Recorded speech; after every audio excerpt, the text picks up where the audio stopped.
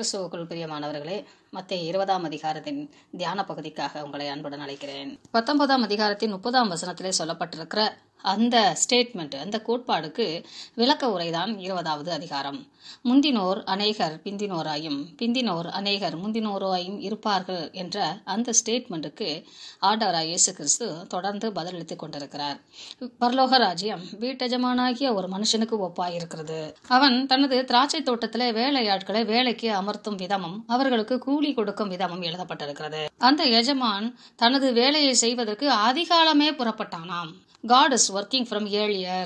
நாம் எல்லோருக்கும் வேலை கொடுப்பதற்கு முன்பாகவே அவர் அந்த காரியங்களை செய்வதற்கு புறப்பட்டு விட்டாராம். இந்த பூமியிலே நம்மை படைத்து நமக்கு சில வேலைகளை வைத்திருக்கிறாராம். அதற்கான கூலிகளையும் வைத்திருக்கிறாராம். இந்த கூலி என்பது இங்கே உள்ள காரியத்திலே ஒரு சராசரி மனிதனுக்கான தேவையான அடிப்படை உரிமைகள் அனைத்தையும் தேவன் இங்கே கூலியாக வைத்திருக்கிறார். சராசரி என்று சொல்லும்போது சரிசமம் என்ற ஒரு வார்த்தையும் நான் புரிந்து கொள்ள வேண்டும். வேலை அதிக நேரம் செய்திருந்தாலும் வேலை பளு அதிகமாக இருந்தாலும் அனைவருக்கும் கிடைக்க வேண்டிய அடிப்படை உதவிகள், அடிப்படை உணவு சார்ந்த உயிர் வாழ வேண்டிய சூழல்களை தேவனே தருகிறார் என்பதையும் இது விளக்கப்படுத்துகிறது. தனது வேலையாட்கள் யாவருக்கும் கூலி கொடுக்கிறவராய் இருக்கிறார் என்பதையும் இந்த பகுதி சொல்லுகிறது. ஒரு பணம் என்று எல்லோருக்கும் நியமித்த அந்த ரட்சிப்பை குறித்து இங்கே சொல்லப்பட்டிருக்கிறது. நீண்ட நேர களைத்த வேலைகளை செய்திருந்தாலும் நாம் எல்லோருக்கும் அந்த ஒரே கூலி, ரட்சிப்பு என்கிற அந்த கூலி பெற்றுக்கொள்ள வேண்டும் என்பது தேவனின் விருப்பம். சிறு வயதிலே ரட்சிப்பை பெற்றுக்கொண்டவர்களும் உண்டு, ஒரு குறிப்பிட்ட வயது வாலிப வயதிலே ரட்சிப்பை பெற்றுக்கொண்டவர்களும் உண்டு, மரிக்கும் தருவாயிலே ரட்சிப்பை பெற்றுக்கொண்டவர்களும் உண்டு. பரிசுத்தமாய் வாழ்வதற்காக என் வாழ்க்கையிலே இவ்வளவு போராடி நான் இந்த ரட்சிப்பை பெற்றேன் என்று சிறு வயதிலே ரட்சிக்கப்பட்டவர்கள் சொல்லி தேவனிடத்திலே முறையிட முடியாது. இதை அழகான ஒரு அடிப்படை வேலையை தேடிக்கொண்டிருக்கிற மனிதர்களுக்கான சூழ்நிலையை விவரிப்பது போல இந்த பகுதி அமைகிறது. யூத ஜனங்கள் திராட்சை தோட்டங்களிலே வேலை செய்வதற்கான வேலையாட்களை அமர்த்தி செய்வார்கள். இவர்கள் எல்லோரும் ஒரு இடத்திலே ஒரு திண்ணை போன்ற ஒரு மரத்தடியிலே அல்லது முச்சந்தியிலே கூடுவார்கள். அங்கிருந்து எந்த பகுதிக்கு திராட்சை தோட்ட அறுவடைக்கு வேலை செய்ய வேண்டும் என்று சொல்லி இவர்கள் எல்லோரும் வேலையாட்கள் ஒன்று கூடி செல்வார்கள். எஜமான்கள் அங்கே அந்த கூட்டத்திலே இருந்து தங்களுக்கான வேலையாட்களை அழைத்து செல்வார்கள். போவாஸ், ரூத் அந்த சம்பவங்களிலே நீங்கள் படிக்கும் போது படித்த காரியங்கள் எல்லாவற்றையும் நீங்கள் நினைவிலே கொள்ளலாம். கடைத்தெருவிலே இப்படி நின்று கொண்டிருந்தவர்களுக்கு வேலை கொடுப்பதற்கு யாரும் இல்லை, ஆதலால் அவர்கள் சும்மா இருந்தார்கள் என்று சொல்லப்பட்டிருக்கிறது. தேவனுடைய அழைப்பு அவர்களுக்கும் உண்டாகிறது. காலம் எவ்வளவு வேறுபட்டாலும் தேவனுடைய அழைப்பு ஒவ்வொரு மனிதனுக்கும் இருந்து கொண்டுதான் இருக்கிறது. யூதர்கள் காலை 6 மணி முதல் மாலை 6 மணி வரை என்று 12 மணி நேரம் வேலை செய்வார்கள். அந்த ஒவ்வொரு மணி நேரத்தையும் மணி நேரம் என்று, மணி வேலை என்று கணக்கிடப்பட்டிருக்கிறது. 3ஆம் மணி வேலை என்பது காலை 9ஆம் மணி நேரம். 4ஆம் வசனத்தில் நியாயமானபடி கூலி கொடுப்பேன் என்பது God meets everyone's basic need. ஒவ்வொரு மனிதனின் அடிப்படை தேவைகளை கர்த்தர் சந்திக்கிறார் என்பதை வலியுறுத்துகிறது. இப்படி 6ஆம் 9ஆம் மணி வேலை என்றால் 12 மணி, 3 மணி, 5 மணி வேலைகளிலே ஆங்காங்கே சும்மா நின்ற அநேகரை அழைத்து தனது தோட்டத்தில் வேலை செய்யும்படி பணி கொடுக்கிறார். இது இன்னொரு சத்தியத்தையும் நமக்கு வெளிப்படுத்துகிறது. God the Lord is always giver, we the human being are always receiver. தேவன் கொடுப்பவராகவும் மனிதர்கள் பெற்றுக்கொள்கிறவர்களாகவும் காணப்படுகிறோம். தேவன் சகல மனிதர்களுக்கும் கொடுக்க வேண்டிய அடிப்படை தேவைகளிலே மிகவும் முக்கியமானது ரட்சிப்பு. அதை எந்த காலகட்டத்திலும் எந்த நேரத்திலும் மனிதர்களுக்கு கொடுப்பதற்கு அவர் விரும்புகிறார். அவரே அழைக்கிறார், அவரே தோட்டத்தில் நம்மளை பயணிக்க உதவி செய்கிறார், அவரே நமக்கு கூலி கொடுக்கிறார். பிந்தி வந்தவர்கள் தொடங்கி முந்தி வந்தவர்கள் வரைக்கும் அவர்களுக்கு கூலி கொடுக்கப்படுகிறது. ஒவ்வொருவருக்கும் ஒவ்வொரு பணம் என்று அவர் பேசிய பணத்தை கொடுக்கிறார். இந்த உலகத்திலே எந்த சுக துக்கங்களையும் அனுபவிக்காமல் ஆரம்ப காலங்களிலேயே ரட்சிப்பை பெற்றுக்கொண்டு தேவனுக்கென்று தங்களை அடக்கி ஒடுக்கி வாழ்ந்தவர்கள் இப்பொழுது ரட்சிப்பை பெற்றுக்கொண்டவரிடத்திலே முறுமுறுக்க கூடாது. எங்களை சமமாக்கினீர்களே என்று வேலைக்காரர்கள் முறுமுறுப்பது போல முறுமுறுக்க கூடாது. ஒவ்வொருவனுக்கும் பேசப்பட்ட கூலி கொடுக்கப்பட்டது. அந்த எஜமான் அநியாயம் செய்யவில்லை. ஒவ்வொரு மனிதனுக்கும் என்று தேவன் நியமித்திருக்கிறதை நான் பெற்றுக்கொண்டு அதிலே திருப்தியா இருக்க வேண்டுமே ஒழிய நம் சக மனிதர்களோடு நம்மை கம்பேர் பண்ணி ஒப்புமைப்படுத்தி ஆதலால் பொறாமையையும் எரிச்சலையும் கோபத்தையும் தேவன் மேலே வெறுப்புணர்வையும் காயின் ஆபேலுக்கு இடையாக இருந்த அந்த உறவிலே நாம் போய்விடக்கூடாது என்பதிலே மிக தெளிவாக இயேசு கிறிஸ்துவானவர் இந்த போதனைகளை வலியுறுத்துகிறார். உனக்கென்று நான் வைத்திருக்கிறதை வாங்கிக்கொள், பிறனுக்கு நான் கொடுப்பது என் இஷ்டம், என்னுடையதை என் இஷ்டப்படி நான் கொடுப்பதற்கு எனக்கு அதிகாரம் இல்லையா? ஆண்டவரே, நீங்க அவங்களுக்கு இந்த ஆசீர்வாதத்தை கொடுக்கக்கூடாது, அவங்க நல்லா இருக்கக்கூடாது, இப்படிலாம் நம்ம சில நேரத்தில் ஜெபம் பண்ணக்கூடாது, அவங்க காரியம் வாய்க்குது, அவங்களுக்கு மட்டும் இதெல்லாம் செய்றீங்க அப்படின்னு சொல்லி ஆண்டவர்கிட்ட பேசவே கூடாது. இது தவறான ஜெபம். நிறைய நேரங்கள்ல நம்ம இப்படி வன்கண்ணர்களாய் இருக்கிறோம். கிறிஸ்துவின் இந்த போதனைகள் எல்லாம் புறஜாதி மக்களுக்காக இந்த போதனைகள் அல்ல, கிறிஸ்துவை பின்பற்ற விரும்புகிற தமது திருச்சபை மக்களின் ஆழமான ஆன்மீக வளர்ச்சியை குறித்தே அவர் பேசிக்கொண்டிருக்கிறார் என்பதை நாம் புரிந்து கொள்ள வேண்டும். அநேகமான போதனைகள் கிறிஸ்தவர்களுக்காகவே தேவன் சொல்லுகிறார் என்பதை நாம் புரிந்து கொள்ள வேண்டும். அநேக வேளைகளே கிறிஸ்தவர்களாகிய நாம் பிறரை குறை சொல்லிவிட்டு நம்மை உற்று பார்க்க வேண்டிய காரியங்களிலே மறந்து விடுவோம். அதைத்தான் அவர் போதனையின் ஆரம்பத்திலேயே உன் கண்ணில் இருக்கிற உத்திரம் சகோதரனுக்கும் துரும்பு என்று சொல்லப்பட்டிருக்கிற சத்தியங்களை எல்லாம் பார்க்கிறோம். பார்க்கிற நீ தெளிவாக பார்க்க நீ சுத்தப்படு என்று தேவன் ஒரு அழைப்பை கொடுக்கிறார். தேவன் தயாளனாய் இருக்கிறார். அவர் தம்முடைய பொருளை யாருக்கும் கொடுக்கலாம். அதிலே நமக்கு வன்கண் இருக்கக்கூடாது என்பதை தேவன் தெளிவுபடுத்துகிறார். ஏனெனில் இந்த பூமியில் உள்ள சம்பத்துகள் எல்லாம் எந்த மனிதனுக்கு கொடுத்திருந்தாலும் அவன் விட்டு தான் போக வேண்டும். அது தேவனுடையதாய் இருக்கும். அது தேவனுடையது. தேவன் எப்பொழுது யாருக்கு எதை பயன்படுத்த வேண்டுமோ அதை பயன்படுத்துவார். நமக்கு என்ன வேண்டுமோ பிதாவிடத்திலே கேட்டு பெற்றுக்கொள்ளலாமே ஒழிய சக மனிதர்களை காட்டி தேவனிடத்திலே ஆர்கியூ பண்ணி வாங்கிக் கொள்வதற்கு ஆசைப்படக்கூடாது. அது வன்கண் என்று சொல்லப்படுகிறது, பொறாமை என்று சொல்லப்படுகிறது. மூன்றாவது முறையாக இயேசு கிறிஸ்துவானவர் தனது மரணத்தை குறித்து சீசர்களுக்கு வெளிப்படுத்துகிறார். அதை நாம் 17ஆம் வசனத்திலிருந்து 19ஆம் வசனம் வரைக்கும் படிக்கிறோம். இப்பொழுது அவர்கள் எருசலேமிலே மிகவும் நெருங்கிய கடைசி மாத காலமாக இது இருக்க வேண்டும். கிறிஸ்துவானவர் கடைசி மாத காலமாக எருசலேமிலே சுற்றித் திரிகிற காரியங்களைத்தான் இதிலிருந்து நாம் வாசிக்கிறோம். எருசலேமுக்கு போகிறோம், மனுஷகுமாரன் பிரதான ஆசாரிடத்திலும் வேதப்பாரிடத்திலும் ஒப்புக் கொடுக்கப்படுவார், அவர்கள் அவரை மரண ஆக்கினைக்குள்ளாக தீர்ப்பார்கள் என்று எப்படியெல்லாம் அவர்கள் பரியாசம் பண்ணுவார்கள். வாரினால் அடித்து சிலுவையில் அறையவும் புறஜாதிகளிடத்தில் ஒப்புக் கொடுப்பார்கள், ரோமர்கள் கையிலே ஒப்புக் கொடுக்கப்படுவார் என்று 3ஆம் நாளிலே உயிர் தெளிந்திருப்பார் என்று சொல்லி அந்த சிலுவை பாடு மரணத்தை குறித்தான விலாவரியான ஒரு விளக்க காரியங்களை அவர் அங்கே முன்னறிவித்து விடுகிறார். கொஞ்சம் குறைய சீசர்கள் யாவரும் பரலோக ராஜ்யத்தை பெற்றுக்கொள்ள வேண்டும் என்ற மனப்பக்குவத்திற்கு வந்துவிட்டார்கள். ஆதலால் செபதேவின் குமாரனுடைய 2 குமாரர்களுடைய தாயார் இயேசு கிறிஸ்துவிடத்திலே வேண்டிக் கொள்வதை பார்க்கிறோம். அவர்களுக்கும் அவருடைய தாயாருக்கும் கூட பரலோக ராஜ்யத்திலே தமது பிள்ளைகளுக்கு பங்கு வேண்டும் என்பதை அவரும் விரும்பினார் என்பதை இங்கே பார்க்கிறோம். அது கிறிஸ்துவின் ராஜ்யம் என்றும் அந்த தாயார் அறிந்திருந்தார். ஆதலால் உம்முடைய ராஜ்யத்திலே என்னுடைய குமாரர்கள் உமது வலது பரிசத்திலே அமர வேண்டும், இடது பரிசத்திலேயும் வலது பரிசத்திலும் அமர வேண்டும் என்று சொல்லி ஒரு உன்னத இடத்தை தான் கேட்கிறார்கள்.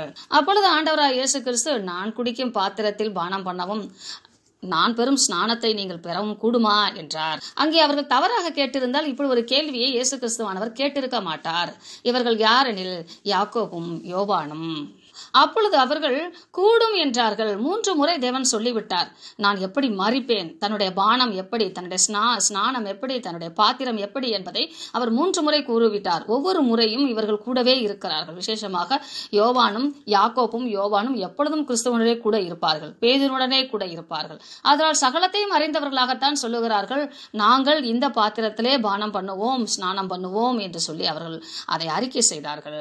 அப்பொழுது ஆண்டவராய் இயேசு கிறிஸ்து, நான் இப்பொழுது தேவகுமாரனாய் வந்திருக்கிறேன், பிதாவாகிய தேவனுடைய சித்தமே அல்லாமல் அவர்தான் ஆண்டவர், ஆனால் அவர் மனித சாயலிலே இறங்கி வந்தபடினாலே ஒரு தேவனாக ஆளுமை தன்மை மிக்க அண்ட சராசரங்களை ஆளுமை செய்கிற அந்த ஆளுமை தக்க தேவனாக அவருடைய சிங்காசனத்திலே அமர்ந்து யாருக்கு எதை கொடுக்க வேண்டும் என்று நிர்ணயிப்பது தன்னுடைய காரியம் அல்ல என்று இயேசு கிறிஸ்துவானவர் தன்னுடைய லிமிட்டேஷன் தெளிவுபட இங்கே கூறுகிறார். This is my father's work. ஒரு கலெக்டராக பணி செய்கிற ஒரு அம்மையார் தன்னுடைய பிள்ளை இடத்துல வீட்டிலே பேசுவதும், கலெக்டர் பொது பதவியிலே அந்த அரியணையிலே அந்த சேர்ல உட்கார்ந்து இருக்கும் போது, அந்த பதவி நேரத்திலே இருக்கும் போது அவங்க டீல் பண்ற விதமும் வித்தியாசமாக இருக்கும். அங்கே ஒரு கலெக்டராகத்தான் தன் பிள்ளைகளிடத்திலே பேசுவார்கள், வீட்டிலே கலெக்டராக பேச மாட்டார்கள். அங்கே அவர்கள் தன் தாயை போல பேசுவார்கள். இந்த காரியத்திலே நாம் மிகவும் அப்படிப்பட்ட ஒரு எண்ணத்தோடு இந்த பகுதிகளை நாம் வாசிக்கும் போது இது ஆழமாய் நமக்கு புரியும். நமது எண்ணங்களிலே எப்பொழுதும் அக்கிரம சிந்தை இருப்பதினாலே பிற சீடர்களும் இதை பார்த்து எள்ளி நகையாடி சிரித்து எரிச்சலானார்கள். இந்த சம்பவத்துக்கு சற்று முன்புதான் ஆண்டவர் ஒவ்வொருவருக்கும் கிடைக்குகிற கூலியை பார்த்து நீங்கள் பொறாமைப்படக்கூடாது, வன்கண்ணா இருக்கக்கூடாது என்று தேவன் சொல்லுகிறார். ஆனாலும் உணர்வடைவதற்கு நமக்கு காலங்களும் நேரங்களும் எடுத்துக்கொள்ளுகிறது. பக்குவப்பட வேண்டிய சூழ்நிலையிலே நாம் இருக்கிறோம் என்பதை இது நமக்கு வெளிப்படுத்துகிறது. ஆண்டவராய் இயேசு கிறிஸ்து நமக்கு நல்ல வழிகளை போதிப்பதற்காகத்தான் இங்கே வந்திருந்தபடினாலே ஒவ்வொரு சூழ்நிலைகளையும் தனக்கு சாதகமாக பயன்படுத்திக் கொள்கிறார். அப்பொழுது அவர் அனைத்து சீசர்களையும் தம்மிடம் உங்களிடத்துல வர செய்து புறஜாதிகள் எப்படி ஆளுகிறார்கள் என்றும் நீங்கள் எப்படி ஆளக்கூடாது என்றும் கிறிஸ்துவின் ஆளுகைக்குரியவர்களாய் நீங்கள் எப்படி இருக்க வேண்டும் என்று சொல்லி அங்கே அவர்களுக்கு கற்றுக் கொடுக்கிறார். உங்களில் எவனாவது பெரியவனாய் இருக்க விரும்பினால் அவன் உங்களுக்கு பணிவிடைக்காரனாய் இருக்க கடவன். அதாவது நீங்கள் பெற்றுக்கொள்ளுகிற ஊழியம் செய்கிற விருப்பங்கள் எல்லாம் நல்லதுதான். ஆனால் எந்த நோக்கத்திற்காக நீங்கள் செயல்படுகிறீர்கள் என்பதுதான் காரியம். பரலோக ராஜ்யம் வேணும், அதோடு கூட அதிகார ஆளுமை தன்மையும் வேணும் என்ற எண்ணத்தோடு தான் அவருடைய அப்ரோச்சஸ் தேவனிடத்துல முறையிடுவதெல்லாம் இருந்தது. நோக்கம் என்னவா இருக்க வேண்டும் என்பதுதான் முக்கிய கருத்தாக இது அமைகிறது. நாம் பல வேளைகளிலே அநேக நற்காரியங்களை செய்யலாம், பிறருக்கு கொடுக்கலாம், அல்லது விட்டு கொடுக்கலாம், அல்லது சகித்து போலாம். ஆனால் நோக்கம் என்ன? கிறிஸ்துவுக்காக அதை செய்கிறோமா என்கிற அந்த நோக்கம், செயல்படுகிற நோக்கம் என்ன என்பதை பொறுத்துத்தான் தேவன் நம்மை நியாயந்தீர்ப்பார். அதனால் தேவன் சொல்லுகிறார், எவனாயிலும் முதன்மையா இருக்க விரும்பினான் அவன் உங்களுக்கு ஊழியக்காரனா இருக்க கடவன். யாராவது லீடர்ஷிப் எடுத்து வழிநடத்த விரும்புறீங்கன்னா அதிகாரம் செலுத்த அல்ல, சேவை செய்யுங்கள், இறங்கி வேலை செய்யுங்கள். அமர்ந்து வேலை அல்ல, இறங்கி வேலை செய்யுங்கள். சாதாரண சாமானிய தொண்டனை போல வேலை செய்யுங்கள் என்று சொல்லுகிறார். அதற்கு அவர் தன்னையே எடுத்துக்காட்டாய் வைக்கிறார். அப்படியே மனுஷகுமாரனும் ஊழியம் கொள்ளும்படி வராமல் பரலோகத்தை விட்டு இறங்கி வந்தார். தனக்கு அநேக தூதர்கள் இருந்தார்கள், அவர்களை விட்டு இறங்கி வந்தார். தான் இந்த மண்ணான மனிதனின் கால்களை கழுவும் அளவுக்கு தன்னை தாழ்மைப்படுத்தி அவர்களுக்காக தன்னையே வெறுமையாக்கி மறிக்கும் அளவுக்கு தேவன் விட்டு கொடுத்தார் என்பதை இங்கே நாம் உணர வேண்டும். இது அநேகருக்கு நற்காரியங்கள். நாம் இறங்கி தாழ்மையாய் பணி செய்வது, எடுத்துக்காட்டாய் பணி செய்வது என்பது அநேகர் மனம் திரும்புவதற்கு வாய்ப்பாய் அமைகிறது, சரியான வழியை தேர்ந்தெடுப்பதற்கு வாய்ப்பாய் அமைகிறது. அதை இங்கே ஆண்டவராகிய இயேசு கிறிஸ்து சுட்டி காட்டுகிறார். இப்பொழுது யோர்தான் நதிக்கரையை கடந்து எரிகோவுக்கு பக்கத்திலே வந்து விட்டார்கள். அந்த எரிகோ பட்டணத்திற்கு என்ட்ரன்ஸ்லேயே குருடர்கள் பிச்சை எடுத்துக் கொண்டிருக்க வேண்டிய சூழலாய் அவர்கள் இருக்க வேண்டும். அவர்களுக்கு இந்த சத்தம் எல்லாம் கேட்கிறது. அவர்கள் தாவீதின் குமாரனே எங்களுக்கு இரங்கும் என்று கூப்பிட்டார்கள் என்றால் அவர்கள் யூதர்களாகத்தான் இருக்க வேண்டும். ஏனெனில் மேசியா தாவீதின் குமாரனாக வர வேண்டும் என்பதை அவர்களுக்கு அறிந்திருந்தவர்களாய் காணப்படுகிறார்கள். ஜனங்கள் அவருக்கு நெகட்டிவாக, எதிர்மறையாக அவர்களை அதட்டினார்கள் என்று பார்க்கிறோம். ஆனால் அவர்களோ அதிக சத்தமாய் கூப்பிட்டார்கள், கீப் காலிங் ஜீசஸ். உங்களை சுற்றி எத்தனை விதமான போராட்டங்களும் தடைக்கற்கள் வந்தாலும் யூ கீப் காலிங் ஜீசஸ். இயேசு கிறிஸ்துவை நீங்கள் நோக்கி முறையிட கற்றுக்கொள்ள வேண்டும். தேவன் அவரிடத்திலே உங்களுக்கு என்ன வேண்டும் என்று ஏன் கேட்டார் என்றால் அவர்கள் மனதின் ஆசையை அவர்கள் அறிக்கை செய்ய வேண்டும் என்று தேவன் விரும்புகிறார். அவர்களுக்கு அநேக தேவை இருந்திருக்கலாம். உதவி தேவை, கையலாக கொடுக்க உதவி தேவை இருக்கலாம், உணவு, உடை, அல்லது செல்வாக்கு, சம்பத்து, இப்படியெல்லாம் தேவைகள் இருந்திருக்கலாம். ஆனால் அவர்கள் நல்ல நேர்த்தியான தேவை என்ன என்பதை தங்கள் மனதிலே உணர்ந்தவர்களாய், நிர்ணயம் செய்தவர்களாய் தேவனிடத்தில் வந்தார்கள்.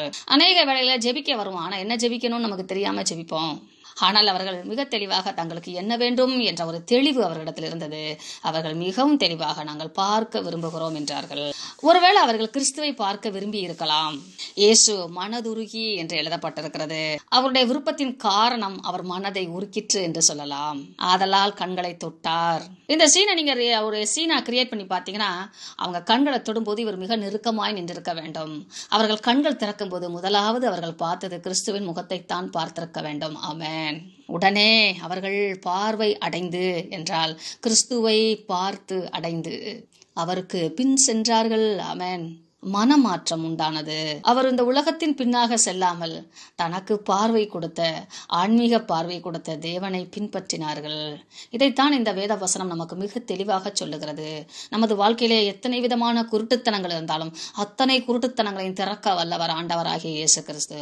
ஒவ்வொரு மனக்கண்களும் திறக்கப்படும் போது, அறிவு கண்கள் திறக்கப்படும் போது கிறிஸ்துவை பின்பற்றுகிற வாஞ்சை நமக்குள்ளாக வேரூன்றி வளர வேண்டும்.